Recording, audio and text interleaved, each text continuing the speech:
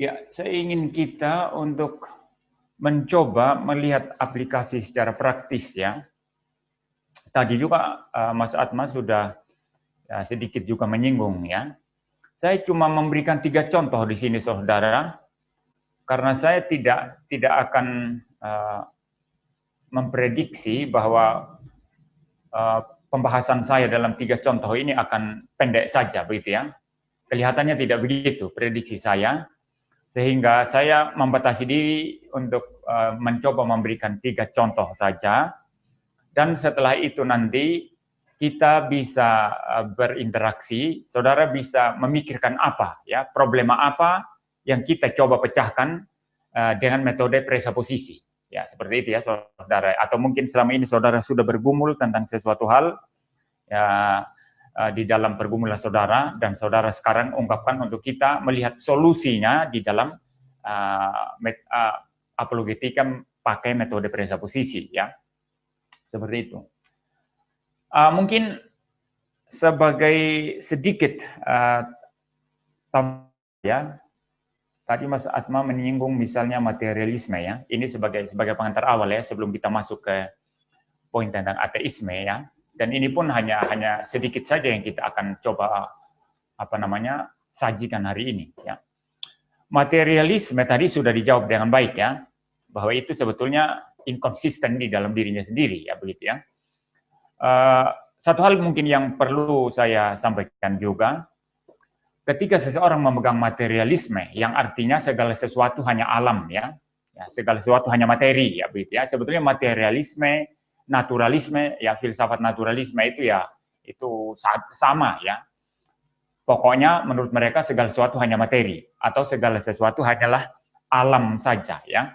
Tidak ada hal-hal supranatural yang melampaui materi ya. Tidak ada hal-hal yang melampaui materi ya. Maka dalam filsafat naturalisme atau filsafat materialisme itu adalah hal yang tabu. Bicara metafisika ya, itu hal yang tabu ya, yang melampaui wilayah fisika begitu ya. Tetapi saudara, orang-orang materialisme ketika mengatakan segala sesuatu hanyalah alam atau segala sesuatu hanyalah materi saja, itu secara tidak langsung itu mencekik dirinya sendiri, ya, mencekik dirinya sendiri. Dan tugas apologetika presuposisi hanyalah membawa cermin untuk dihadapkan kepada wajah mereka, supaya mereka tahu betapa buruknya, betapa jeleknya, betapa hinanya, betapa telanjangnya mereka. Seperti itu saudara ya. Jadi ketika mereka berkata segala sesuatu hanya materi, tidak ada hal lain di luar materi, maka tanyakan kepada dia, kamu yang berkata segala sesuatu itu hanya materi. Ini saya pakai model diskusi yang sederhana saja ya, diskusi sederhana begitu ya. Saya tidak mau menggunakan istilah ilmiah yang terlalu tinggi saudara ya, biar lebih sederhana dipahami. Jadi tanyakan kepada dia, kamu yang berkata segala sesuatu hanya materi, tidak ada Allah, tidak ada malaikat, tidak ada yang sifatnya supranatural atau melampaui materi. Ya, kamu mengatakan segala sesuatu adalah materi. Kamu tahu tidak segala sesuatu itu yang maksud segala sesuatu apa? Ya, segala sesuatu tentu alam atau segala sesuatu tentu materi. Ya, jadi di luar materi tidak ada yang lain. Nah, kalau segala sesuatu yang kau maksud adalah materi, ya, sudahkah engkau pergi ke Mars? Sudahkah engkau menyelidiki seluruh alam semesta ini? Sudahkah engkau menyelam di dasar lautan atau menyelidiki alam semesta ini sampai tuntas? Ya. Lalu engkau menyimpulkan bahwa memang betul segala sesuatu itu hanya materi saja, tidak ada di luar materi. Nah, tentu dia akan menjawab tidak, ya. Nah, dia akan menjawab tidak. Nah, ketika dia menjawab tidak, saudara tembak dia, ya. Berarti Anda memposisikan diri sebagai sesuatu yang melampaui materi, lalu menyimpulkan tidak ada di luar materi. Jadi ini inkonsistensinya, saudara ya. Jadi seseorang yang berkata segala sesuatu hanya materi, pada saat yang bersamaan dirinya sendiri ya menjadikan dirinya sendiri adalah sesuatu hakim yang berada di luar materi untuk mengatakan tidak ada yang tidak ada yang melampaui materi. Seperti itu, saudara. Tidak ada yang melampaui materi. Ya, karena kalau secara sederhana berarti orang ini sudah menyelidiki segala sesuatu. Tetapi itu pun tidak ya, tentu tidak ya. Artinya sudah menyelami alam semesta ini sampai ke ke ujung-ujungnya begitu ya. Tentu saja tidak ya. Dan dengan demikian sebetulnya dia sedang memposisikan diri sebagai seseorang ya yang melampaui materi, yang mengatakan tidak ada hal apapun di luar materi. Maka dengan demikian dia mencekik teorinya sendiri. Ya, dia sedang mencekik teorinya sendiri. Ya mungkin saudara coba pikirkan baik-baik ya apa yang saya sampaikan ini ya.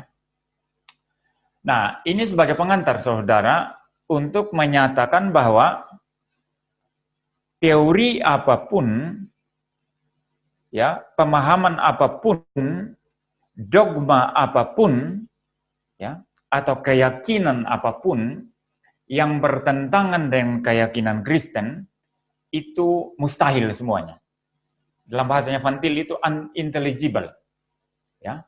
Kalau bahasa kasarnya itu tidak rasional ya, bahasanya orang pasar itu tidak masuk akal begitu ya.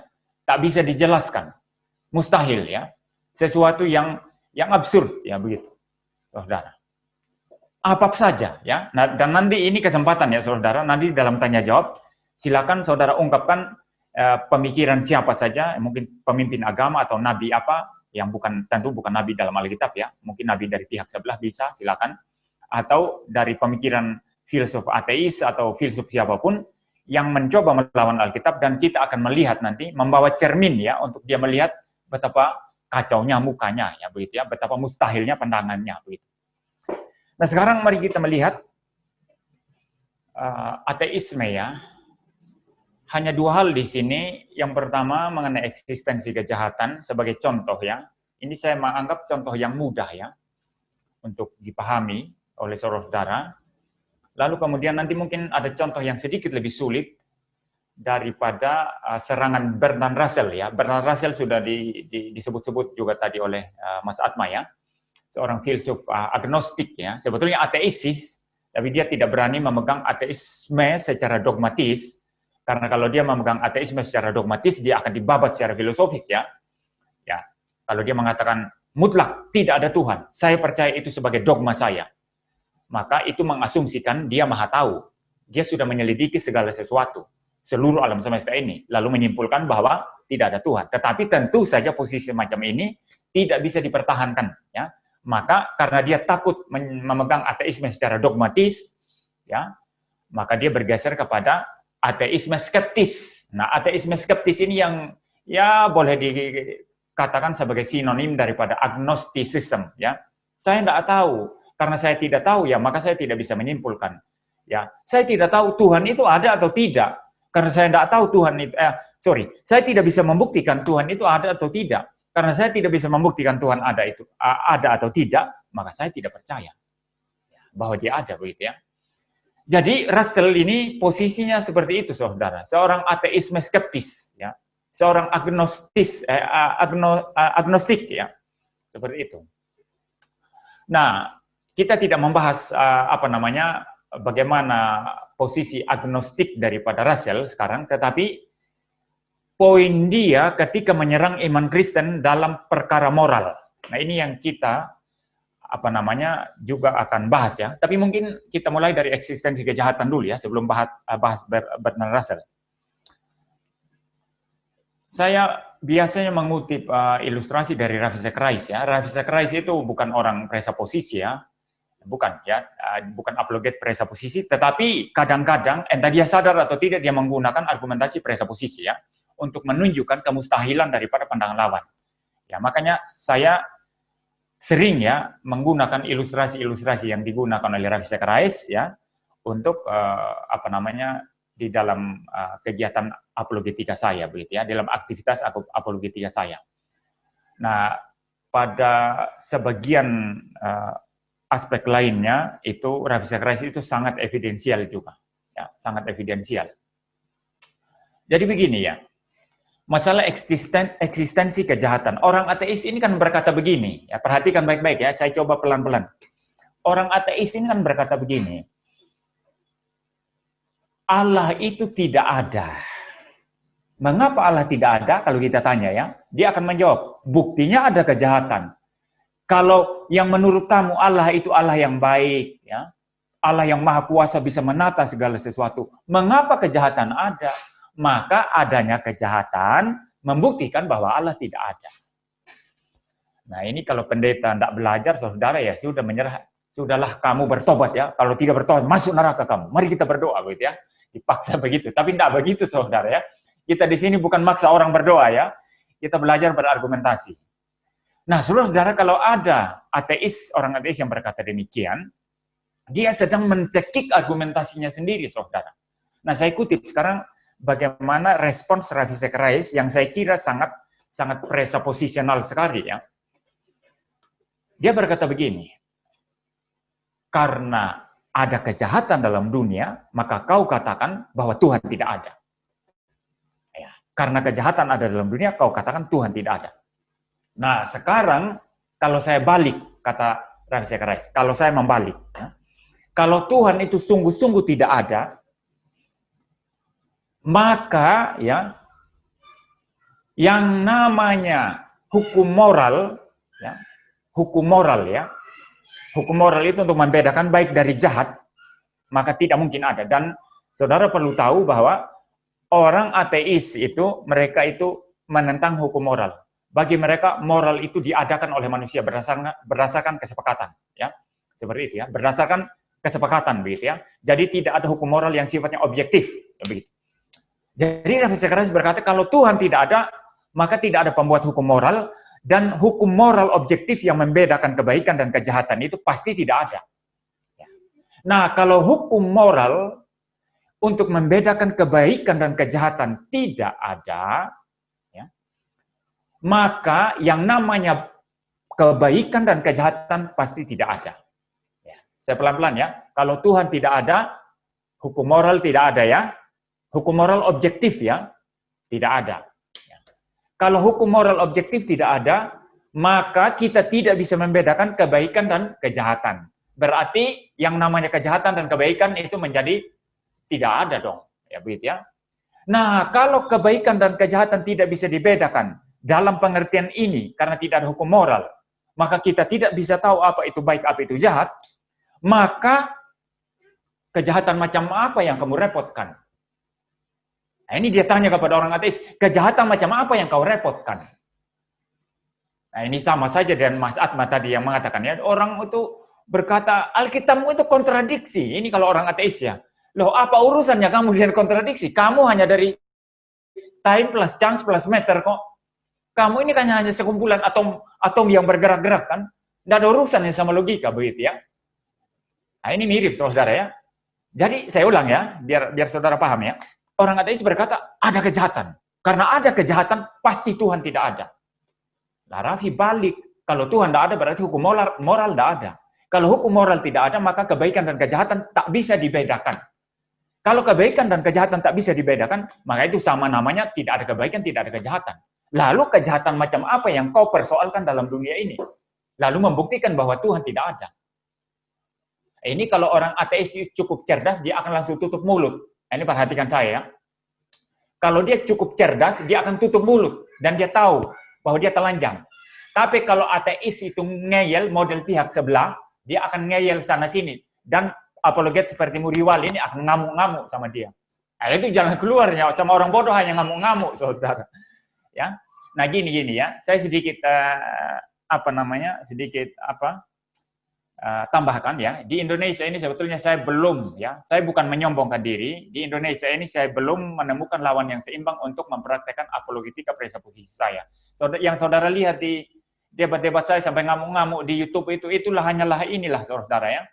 Saya belum pernah menemukan dari pihak Islam yang betul-betul melayani saya dengan argumentasi yang seimbang begitu saudara ya.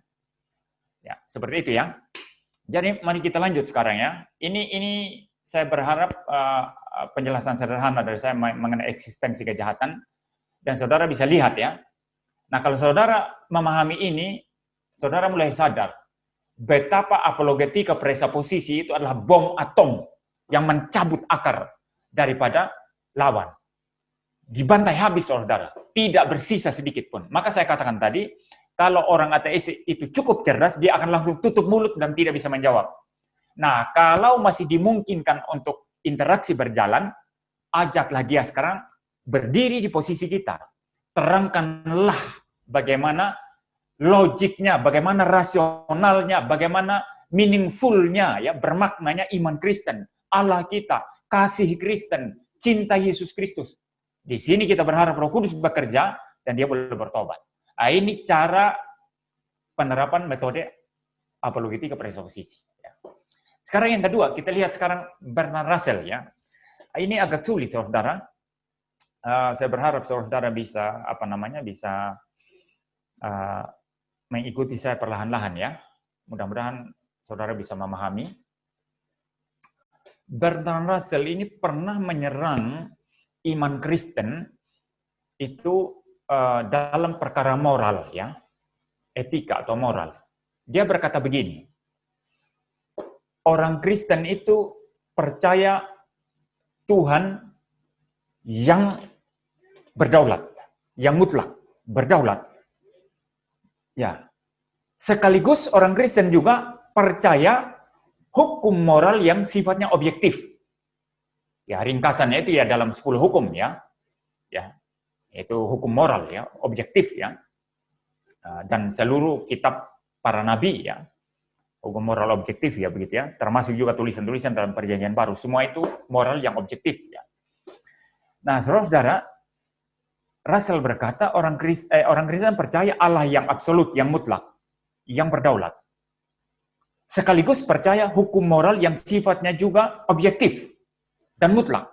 Objektif mutlak. Nah, Bertrand Russell berkata begini, kalau engkau berkata bahwa Tuhan itu mutlak, maka bagaimana dengan hukum moral?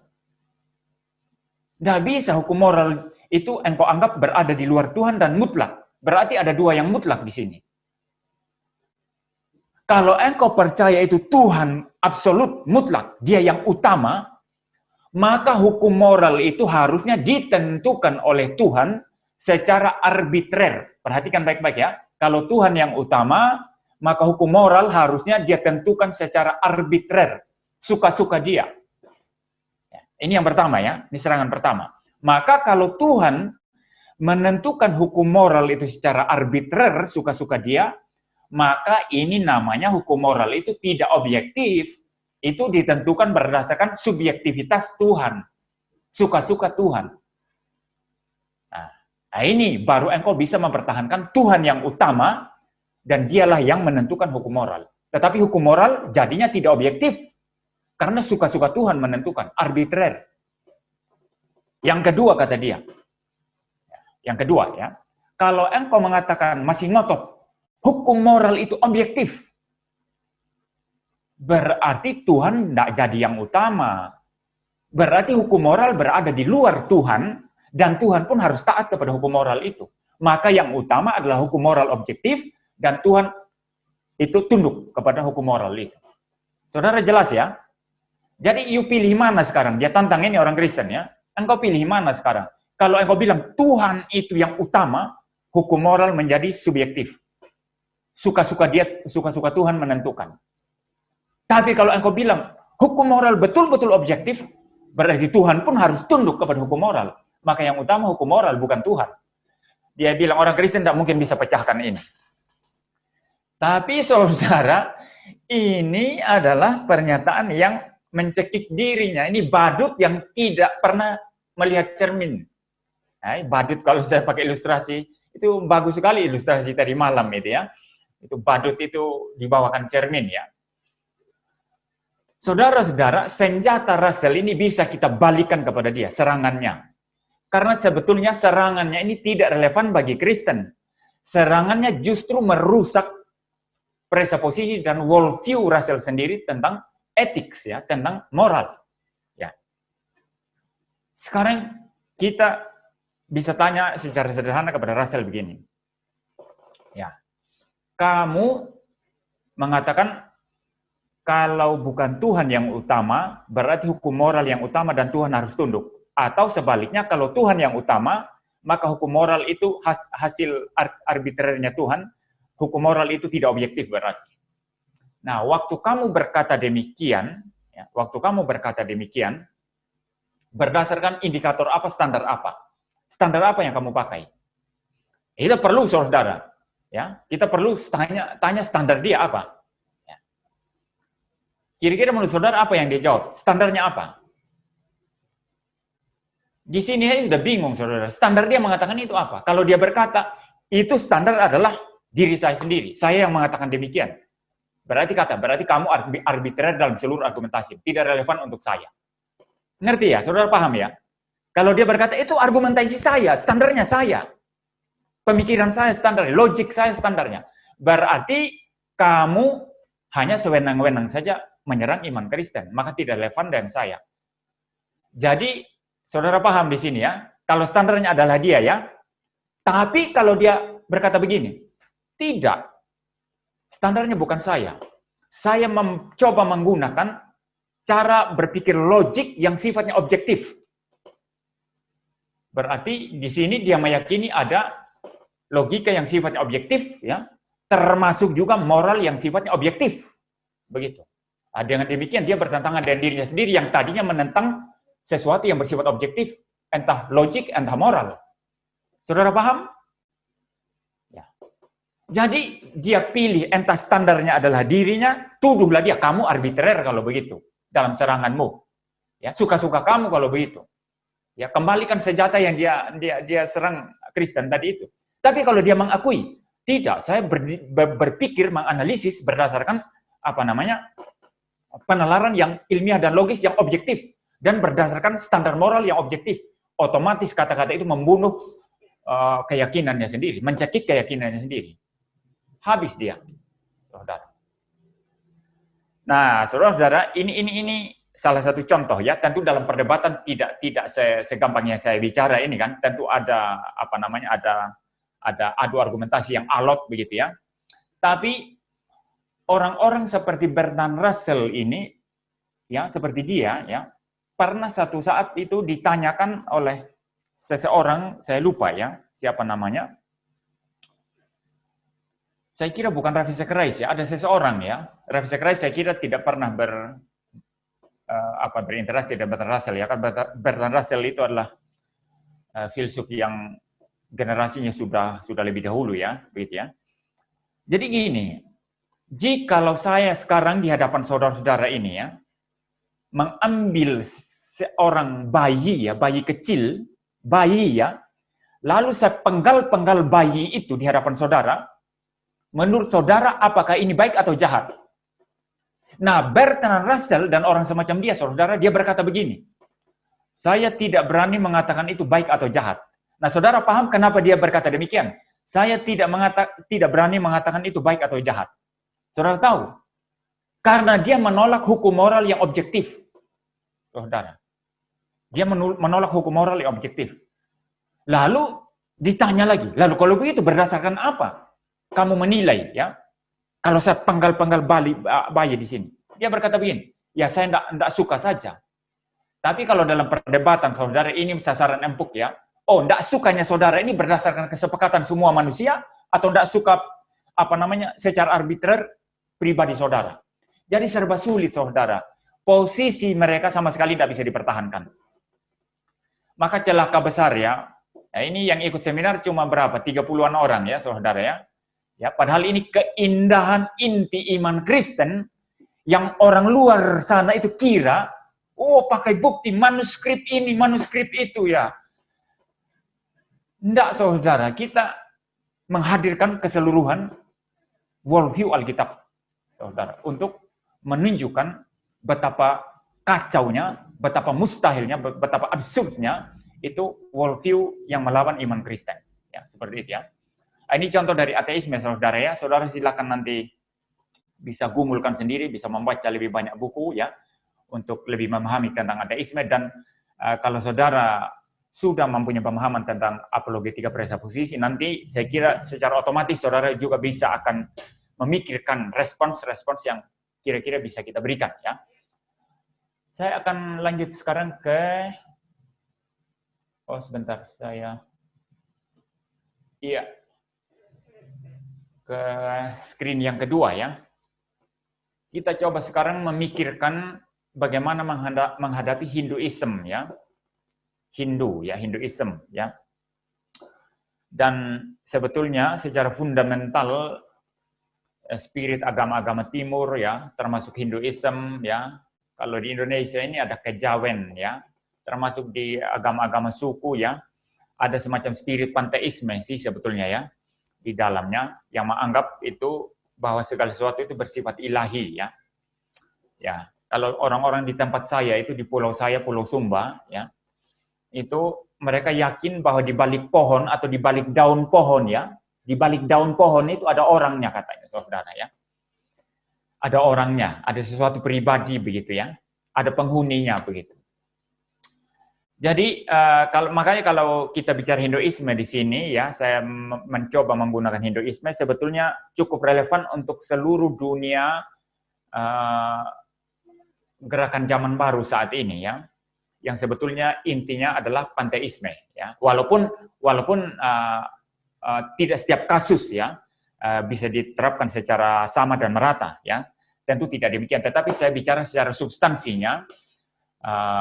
Sebetulnya sama juga ketika kita mencoba menghadapi panteisme ya yang ditawarkan oleh gerakan zaman baru. Ya, seperti itu ya. Saya ambil satu contoh dari Hinduisme saja sekarang. Dan seorang pemikir Hinduisme yang paling besar itu namanya Sankara ya. Dia yang mempengaruhi seluruh teologi Hindu secara paling signifikan. Memang ada yang lain seperti Ramanuja dan lain sebagainya.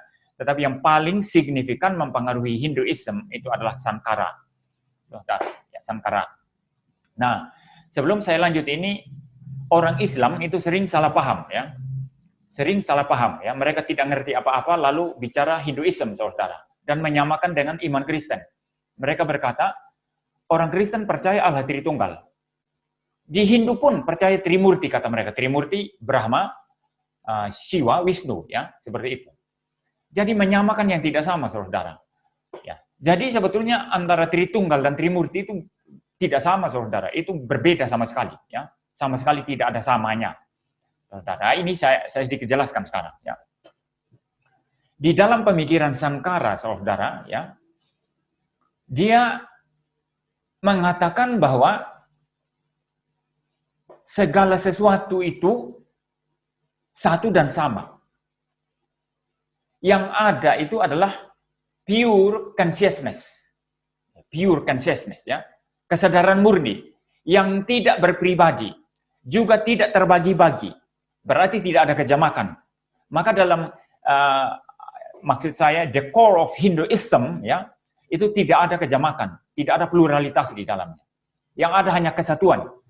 Itulah eksistensi dari pure consciousness ya tadi itu. Yang tanpa kejamakan ya, bukan pribadi. Maka menurut Sankara, saudara, dia mengatakan bahwa apa itu Brahman ya? Ya, Brahman ini pure consciousness tadi. Ya. Apa itu Brahman? Menurut dia bukan ini, bukan itu. Ya. Bukan ini, bukan itu. Jadi tidak bisa dijelaskan secara positif itu atribut-atributnya atau sifat-sifatnya.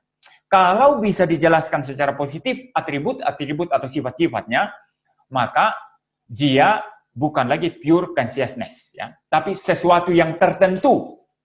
Dalam kata ini secara kasar ya sesuatu yang berpribadi, padahal Brahman tidak berpribadi. Nah, itu teori daripada Sankara, saudara. Ini inti daripada Hinduism sebetulnya.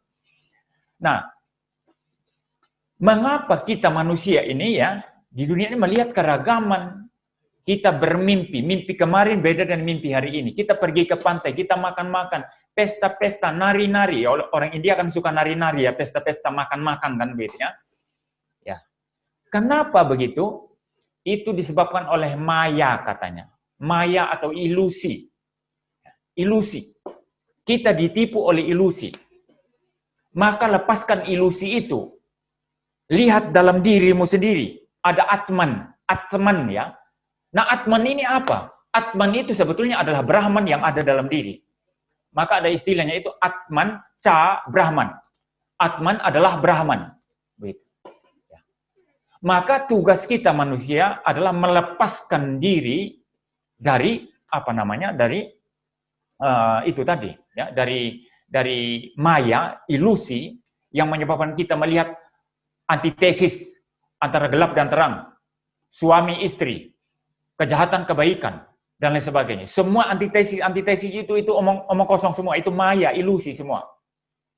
Nah, seperti itu ya saudara ajarannya. Maka sadarlah di dalam dirimu ada Atman, ya, Atman, dan Atman itu adalah Brahman, itulah pure consciousness. Kalau engkau sudah mempunyai kesadaran itu, maka engkau sudah selesai. Engkau, istilah kalau Hindu itu sudah masuk nirwana, ya. Artinya dia sudah menyatu dengan alam semesta ini yang adalah Brahman, yang adalah pure consciousness. Tidak berpribadi, tidak terbagi-bagi. Tidak ada kejamakan dalam diri. Nah, ada cerita menarik ya, yang sudah sering juga saya sampaikan ya. Suatu saat Sankara ini dia dia memberikan seminar kuliah di depan raja ya. Dia berkata begini, Tuan Raja, semua kejamakan yang Tuan Raja lihat di dunia ini, perkara kawin mawin ya, siang dan malam, makan minum, ya, berpesta dan bersedih, utara selatan, timur barat, pokoknya semua yang Tuan kulihat ini, itu adalah ilusi semua Tuan, itu maya Tuan. Lalu esok harinya ketika Sankara akan datang mengajar lagi kepada raja, waktu dia melihat Sankara dari jauh, dilepaskannya lah seekor gajah yang mengamuk. Gajah itu mengamuk, lari ke hadapan Sankara, mengejar Sankara. Lalu Sankara ketakutan, lari terbirit-birit naik ke atas pohon, saudara. Naik ke atas pohon, lalu kemudian raja berkata apa? Hai Sankara, kalau gajah itu adalah ilusi, karena engkau berkata semua adalah ilusi, mengapa engkau takut dan lari terbirit-birit naik ke atas pohon? Wah, Sankara tidak kehilangan akal, dia jawab raja. Tuanku raja, Sankara yang tuanku raja lihat lari terbirit-birit naik di atas pohon ini adalah ilusi tuanku raja. Ya, kelihatan menjawab ya. Kelihatan menjawab, padahal sebetulnya saudara itu bukan jawaban. Kalau Sankara itu adalah ilusi, yang naik ke atas pohon itu adalah ilusi, maka semua yang diajarkan kepada raja juga adalah ilusi. Termasuk mengatakan segala sesuatu adalah ilusi, itu juga adalah ilusi. Lalu mengapa dia repot-repot ajarkan ilusi? Saudara lihat ya, inkonsistensinya ya, seperti itu. Nah inilah saudara, maka tugas apologetika presupposisi sebetulnya hanya membawa cermin, ya, agar mereka melihat keburukan mereka, ya, ketelanjangan mereka yang memalukan, begitu ya. Ya. Nah begini saudara, saya lanjut ya. Jadi menurut Sankara itu yang ada itu hanyalah pure consciousness, Brahman itu tadi. Dan diri kita ini sebetulnya kalau kita sadar itu adalah Atman, ya, Atman yang sebetulnya adalah Brahman itu sendiri. Maka tugas kita adalah melepaskan seluruh ilusi supaya kita betul-betul menyatu dengan Brahman, ya begitu ya. Nah, saudara, ada 3 problem sekarang yang saya coba ungkapkan di sini, ya, daripada teori Sankara ini, saudara. Pertama, problem metafisika, kedua, problem logika, ketiga, problem etika atau moral, ya. Sebelum saya lanjut begini, mungkin ada saudara yang berpikir-pikir mungkin ya, walaupun sebetulnya tidak terlalu relevan untuk pembahasan saya, tapi saya sedikit sampaikan saja supaya saudara tidak berpikir-pikir, loh kalau begitu mengapa Hindu banyak dewanya? Dan ada 3 dewa paling besar yaitu Trimurti itu tadi, Brahma, Siwa, Wisnu, begitu ya. Bagaimana bisa begitu kalau pemahamannya seperti ini? Nah, dewa-dewa yang banyak itu saudara, dewa-dewi yang banyak ya, termasuk yang paling besar Trimurti itu adalah personifikasi daripada Brahman yang satu. Personifikasi atau mempribadikan ya, atau pribadi daripada Brahman yang satu itu. Nah, mengapa dalam upacara-upacara agama, ini bicara ritual, bukan aspek filosofis atau teologisnya ya. Mengapa dewa-dewa itu dipribadikan ya, yang sebetulnya adalah wujud daripada Brahman sendiri. itu untuk kepentingan upacara katanya, untuk kepentingan ritual. Ya, ya. Karena kalau mau berrelasi dengan yang bukan ini, bukan itu, yaitu Brahman, yang tidak bisa didefinisikan, lalu bagaimana kita bisa ritual ya? Sedangkan ritual itu adalah jalan menuju ke Brahman tadi. Maka Brahman yang satu ini dipersonifikasikan oleh banyak dewa, termasuk yang paling besar Trimurti itu. Nah, itu jawaban saya, saudara ya. Jadi, kalau mengatakan Hinduisme itu politeis, ini jawaban yang sangat sederhana dari seseorang yang sebetulnya tidak riset sungguh-sungguh mengenai Hinduisme. Ya. Inti Hinduisme itu bukan politeisme, tetapi adalah Brahman. Brahman yang satu dan sama itu yaitu pure consciousness, dan sifatnya di sini sebetulnya adalah panteistik. Ya, seperti itu ya penjelasan saya. Nah, sekarang kita lihat problem metafisikanya. Problem metafisikanya begini. Ya. Ini secara sederhana ya. Kalau Brahman pure consciousness itu keberadaan yang pure itu ya, yang bukan pribadi, juga tidak ada kejamakan dalam dirinya, juga tidak bisa didefinisikan, hanya bisa kita katakan bukan ini, bukan itu. Seperti itu, dari mana lahirnya maya? Dari mana lahirnya ilusi? Nah, ini harus dipecahkan, saudara. Nah, ini problem metafisika yang harus dipecahkan. Menurut ajaran Sankara tadi, ilusi berasal dari mana kalau begitu? Kalau dikatakan, loh iya, ketidaktahuan manusia. Loh, saya kan Atman. Atman ca Brahman. Atman adalah Brahman. Dari mana ketidaktahuan saya itu lahir? Ini adalah problem filosofis yang sulit. Bahkan Dr. Radhakrishnan ini adalah seorang ahli filsafat India, ya, yang pernah mengajar di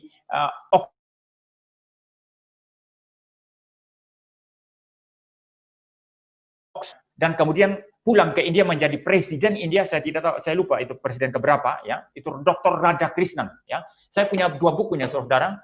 Ini ya.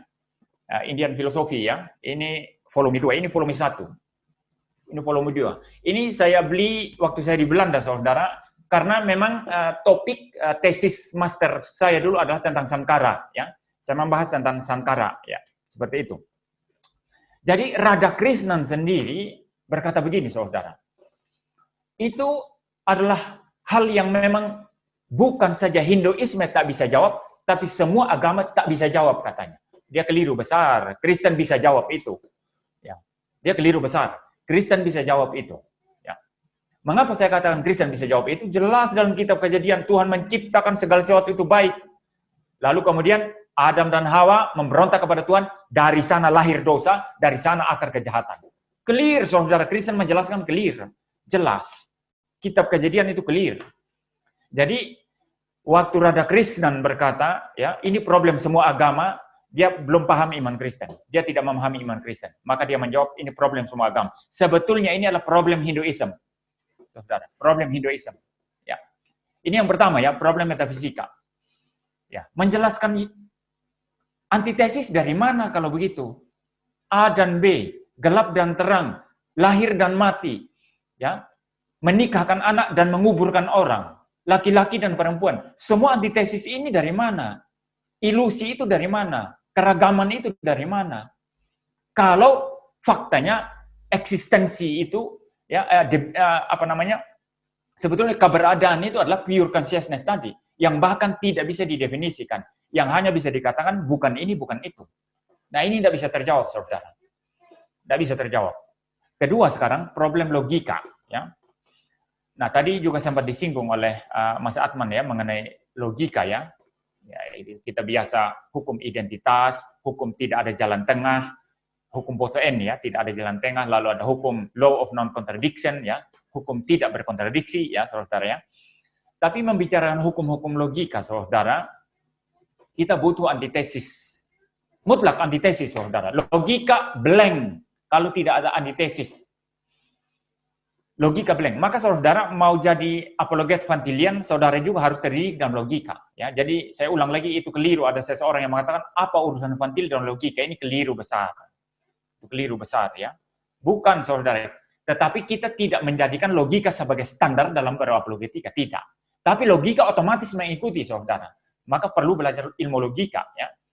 Nah, logika itu hanya eksis kalau ada antitesis. Tanpa ada antitesis, logika menjadi blank, saudara. Blank. Nah, sekarang bagaimana saudara membedakan antara saya dengan bukan saya? Antara Anda dan bukan Anda? Kalau tidak ada antitesis antara Anda dengan sesuatu di luar Anda. Jadi ada diri dengan sesuatu di luar diri. Nah, di sana logika menjadi eksis, mempunyai basis untuk eksistensinya, saudara. Kalau semua satu dan sama, ya perhatikan ya, kalau semua satu dan sama, ya, dan ini adalah ungkapan-ungkapan yang sudah berulang-ulang diungkapkan oleh para murid Van Til, ya, entah John Frame atau itu siapa namanya itu Rasduni, ya, saudara, dan lain-lain, ya. Kalau semua satu dan sama, maka tidak ada makna. Tidak ada logik, saudara. Tidak ada segala sesuatu. Nah, saya kasih contoh sederhana sekarang, ya. Bagaimana saya menjadi Muriwali yang Tomatalu dan saudara menjadi Anda?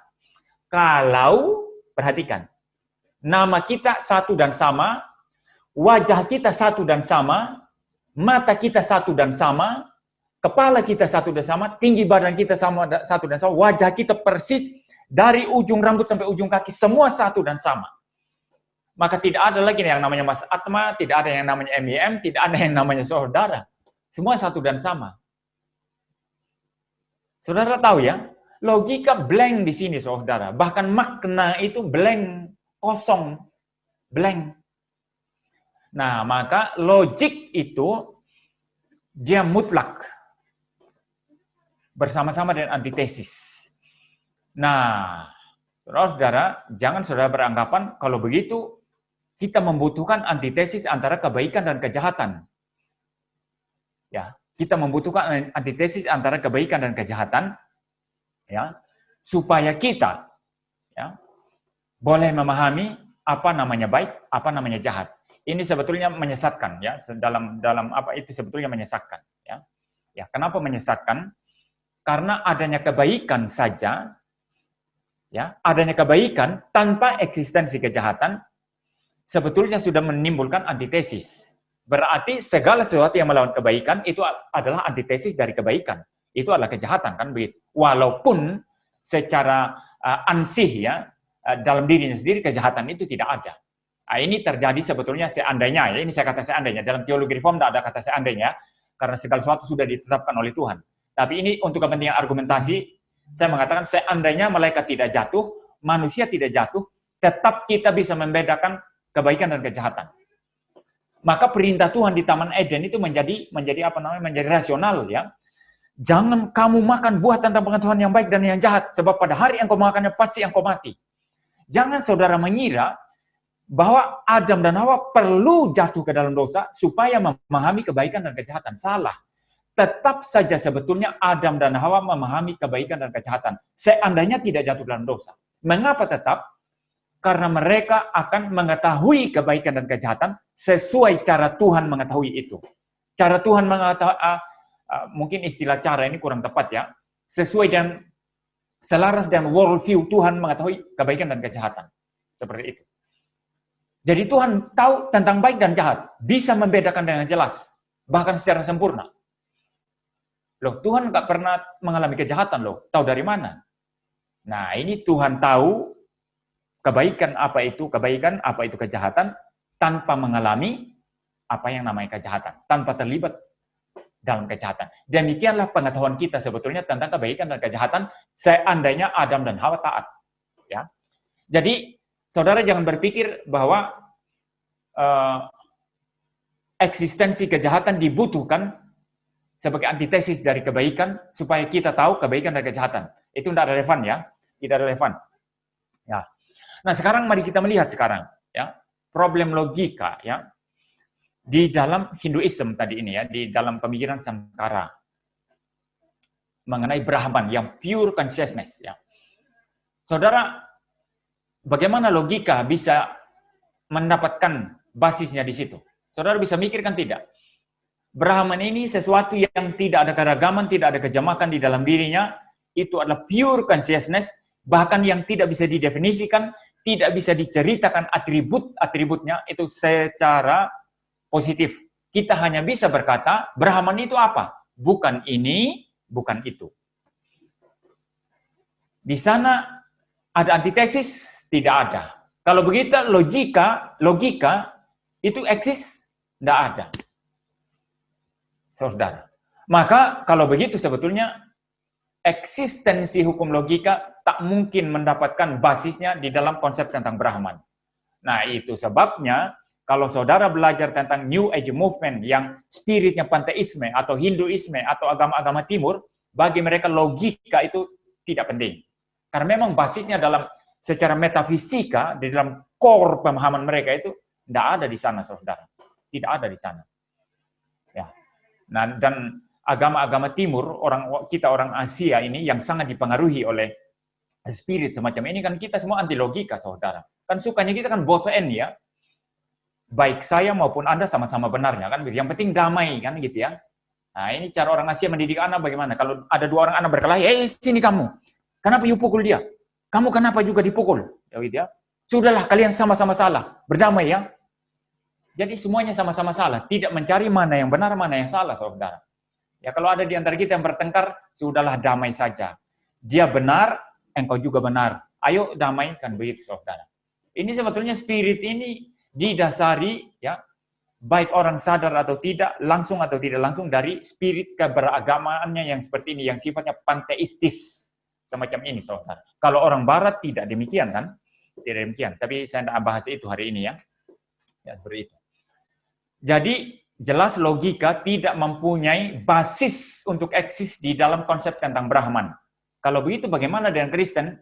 Tritunggal basisnya. Allah kita bukan tauhid. Ya, Allah kita bukan tauhid. Allah kita bukan Unitarian. Allah kita bukan seperti yang dipahami Sabellianism. Bukan. Allah kita adalah satu dan jamak.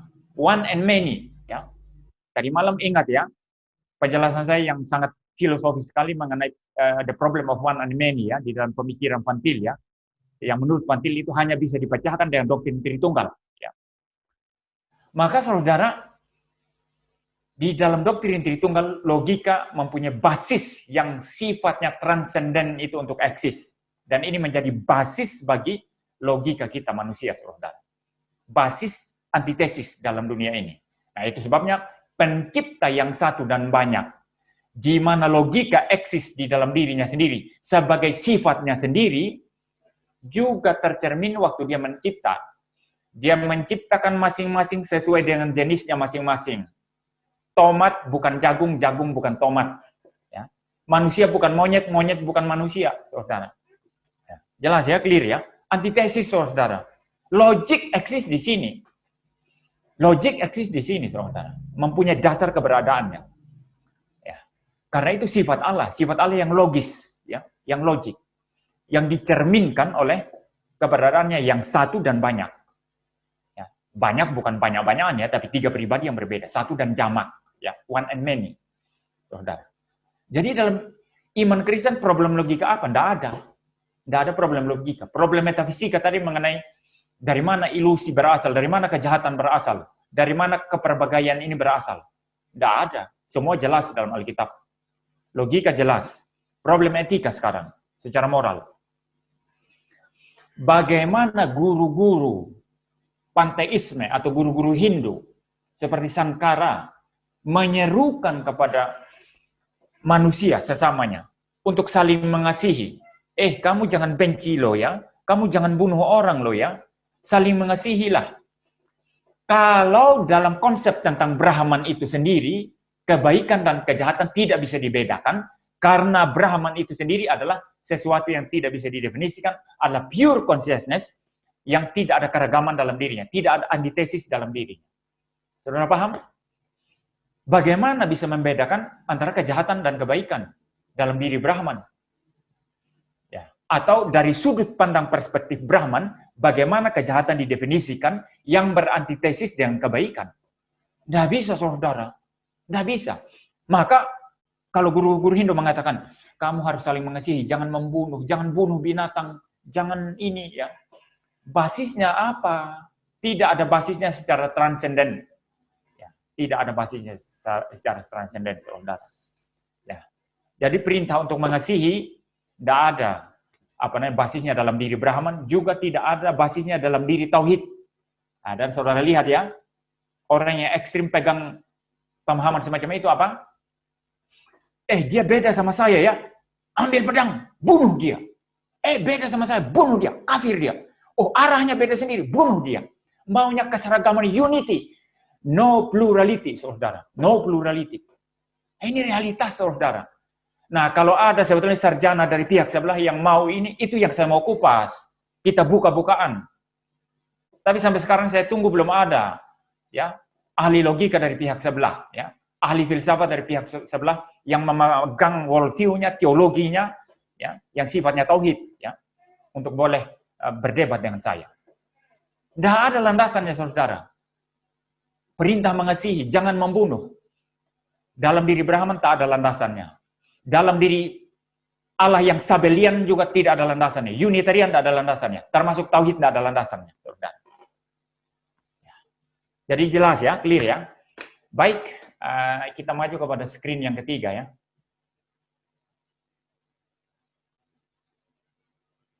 Sedikit saya sampaikan ya, kalau dalam Tritunggal saudara sudah paham ya. Kalau ada perintah mengasihi bagaimana? Bapak mengasihi anak, anak mengasihi Bapak secara kekal, ya. Ya.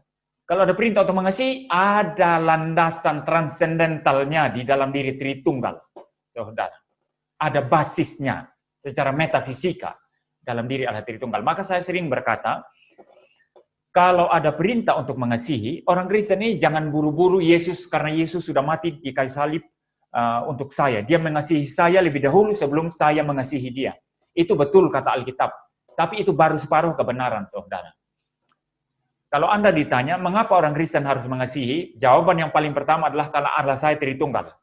Di dalam dirinya, kasih itu sempurna. Bapa mengasihi anak, anak mengasihi Bapa. Ketiga pribadi saling mengasihi. Saling menjadi subjek dan objek kasih. Ya. Kedua, terlebih ketika saya sudah berdosa, pribadi kedua Tritunggal Sang Firman itu telah turun ke dunia untuk menebus saya. Dia mengasihi saya lebih dahulu. Ya. Ketika saya masih menjadi seteru Kristus. Itu dasarnya, saudara. Semua ada landasannya ya dalam kekristenan. Nah, sekarang mari kita melihat Islam ya. Ini saya sudah sedikit singgung tadi, tapi mungkin saya akan bahas lebih detail sekarang ya. Dan setelah ini kita akan masuk dalam tanya jawab. Saya berharap saudara-saudara bisa mengungkapkan problema-problema apa yang saudara lihat di luar, atau serangan-serangan dari pihak luar, entah Islam atau ateisme atau agnosticism atau Hinduism, Buddhism ya. Saudara bisa ungkapkan di dalam tanya jawab nanti untuk kita coba melihat solusi dari sudut pandang, bukan solusi ya, respons dari sudut pandang apologetika presuposisi. Nah, sekarang kita khusus sekarang itu membicarakan konsep tauhid ya. Problema daripada konsep tauhid. Tadi sedikit sudah saya singgung. Secara metafisika itu di screen saya menulis bagaimana bisa eksis ya. Allah atau Tuhan yang sifatnya tauhid itu bagaimana bisa eksis? Bagaimana bisa dipahami dia eksis? Seperti itu. Ini pertanyaan penting sekali. Nah, sekarang begini saudara ya. Kita coba perlahan-lahan ya, membedah ya. Kalau Allah itu tauhid, satu one being, one person ya, satu pribadi mutlak. Berarti tidak ada diri di dalam satu pribadi mutlak ini di luar dirinya. Ya, hanya dia sendiri ya. Hanya dia sendiri kan? Betul ya? Nah, kita memikirkan saudara, mau tidak mau logika kita ini kan berpikir saudara. Dan saudara tidak boleh anti ya dengan logika ya. Logika kita kan langsung berpikir, bagaimana rasanya kesadaran bisa eksis? Kesadaran bisa eksis ya, kalau hanya ada satu pribadi mutlak. Saudara mungkin sulit memikirkan ini ya. Sekarang saya kasih contoh sederhana. Kalau di dunia ini hanya ada saya saja, Tidak ada yang lain. Tidak ada sesuatu di luar diri saya, entah meja, entah pribadi lain, orang lain, ya, hanya saya saja. Segala sesuatu hanya saya. Menurut saudara, kesadaran saya eksis atau tidak? Kesadaran saya ini eksis atau tidak? Blank, saudara, blank. Mengapa blank? Kesadaran ini bersangkut paut dengan saya yang menyadari sebagai subjek, dengan ada objek di luar diri yang disadari. Nah, itu namanya kesadaran. Itu mengenai kesadaran atau bagaimana self-consciousness, bagaimana kesadaran akan diri atau self-consciousness berbeda dengan kesadaran itu saya banyak belajar dari William G. Tisset. Tapi saya tidak yakin kalau William G. Tisset ini adalah seorang pengusaha posisional, ya. Karena William G. Tisset itu hidupnya itu sudah lebih dahulu dari Van Til, ya. Dan kelihatannya dia bukan begitu, ya. Tetapi saya belajar banyak tentang kesadaran dan kesadaran akan diri.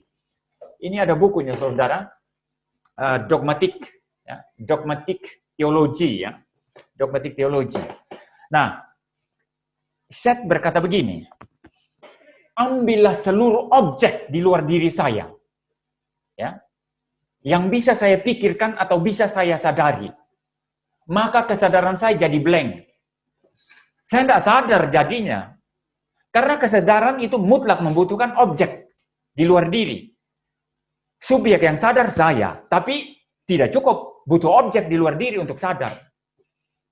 Nah, waktu saya debat tahun 2014 dengan Subandi Sukoco, ya, Ustadz Subandi Sukoco dengan Ustadz Menahem Ali, itu di Malang, itu di Universitas Widya Gama, itu saya ungkapkan argumentasi ini. Tetapi itu nggak ada balasan sama sekali, ya. Maka kemudian saya akhirnya sudah tidak tertarik untuk melanjutkan, ya, saudara.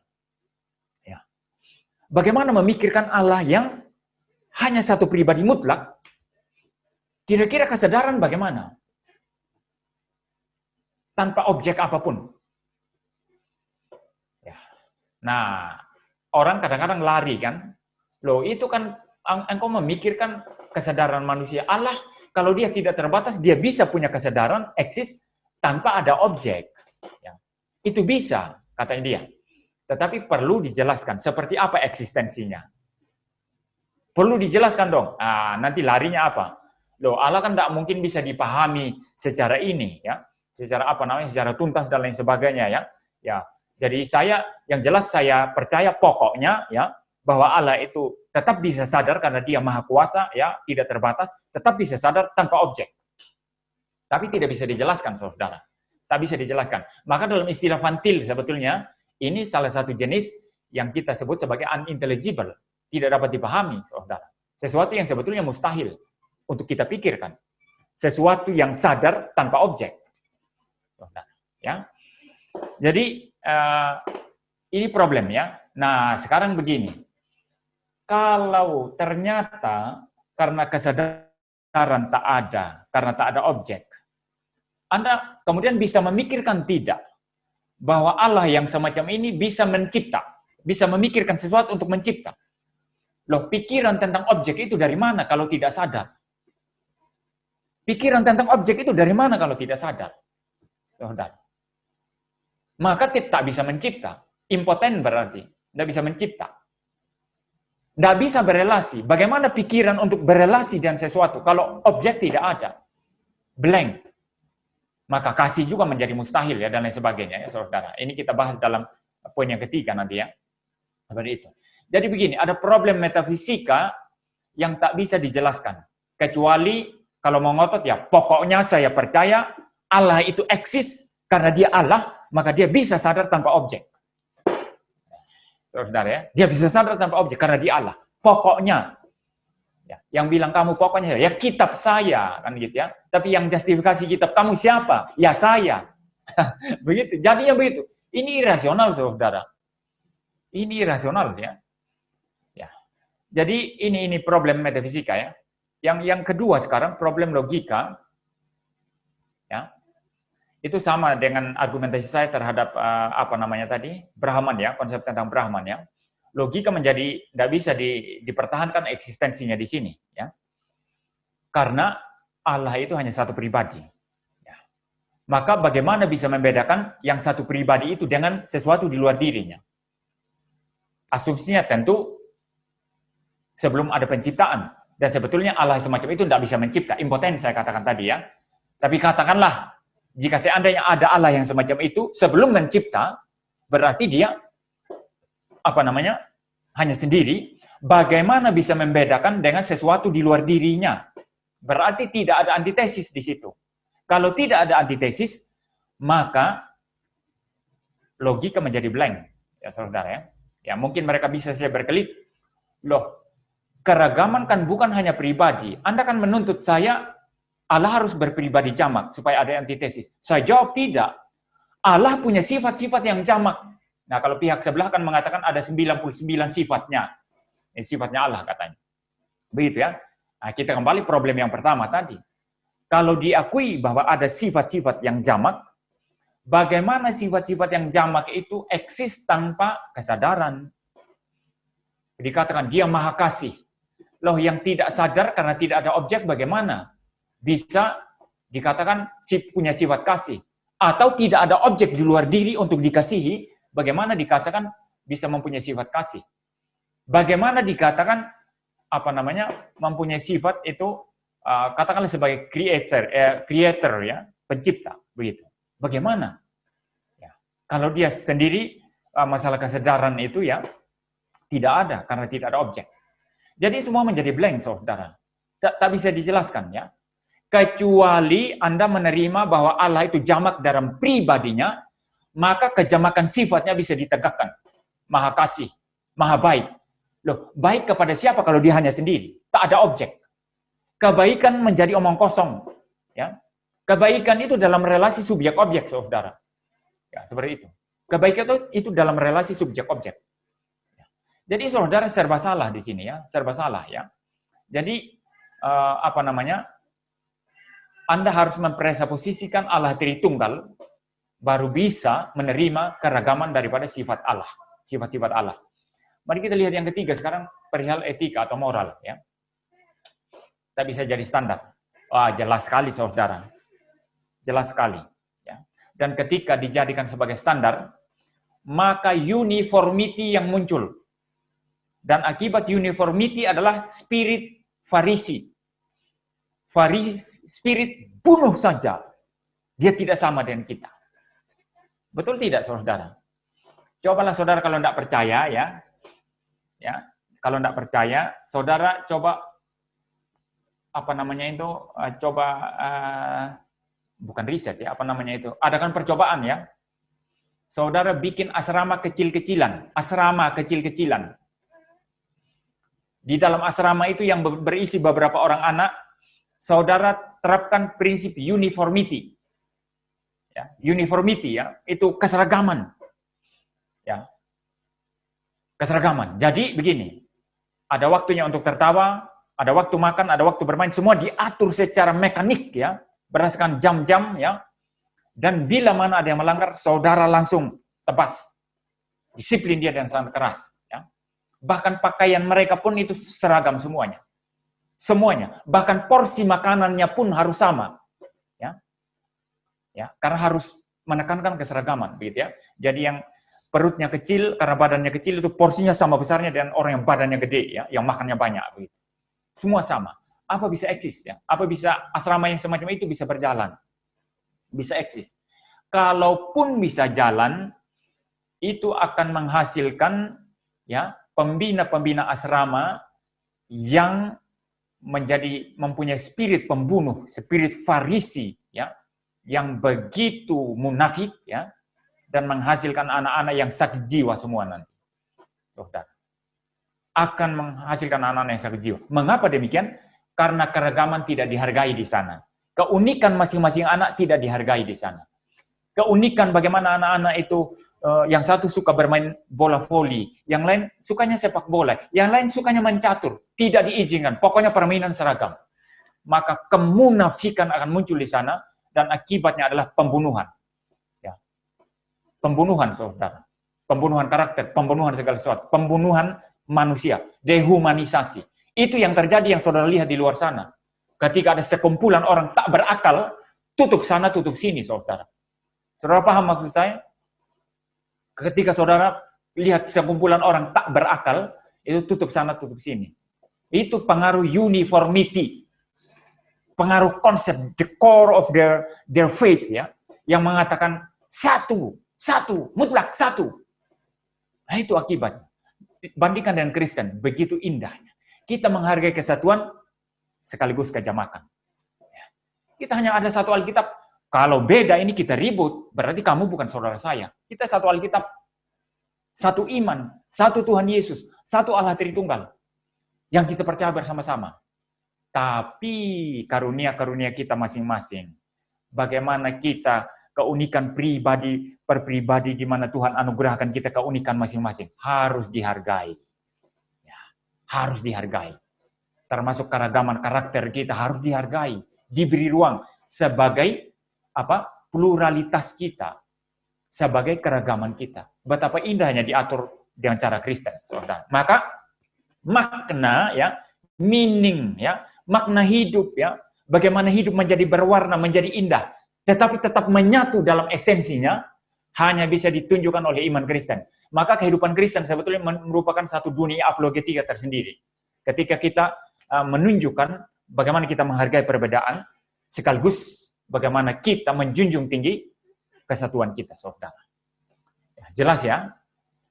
Jadi, tidak mungkin dijelaskan hal-hal semacam ini tadi dari konsep tauhid, kecuali dari konsep Tritunggal. Maka bukan hanya Van Til, ya, bahkan ahli teologi Reform Baptis yang namanya Augustus Hopkins Strong, dia pernah berkata bahwa